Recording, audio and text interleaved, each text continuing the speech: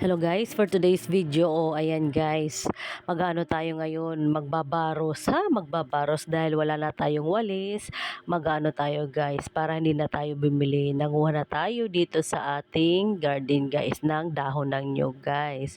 O diba, tingnan nyo naman yung ginagawa ko. Uubusin natin yan para hindi na tayo makabili ng walis. Mas maganda to guys kasi tayo na ang maglilinis sa ating dahon ng niyog guys. Ayan ang ginagawang walis. Kung may tiyaga lang kayo, dapat lang dito guys, matyaga magbaros guys. Ano ba Tagalog sa baros guys? O basta na kayo na ang mag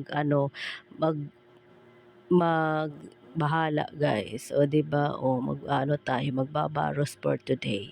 Dahil wala na tayong walis, ayan. Kailangan matyaga lang dito kasi kapag wala kang tiyaga, hindi ka makakagawa ng walis.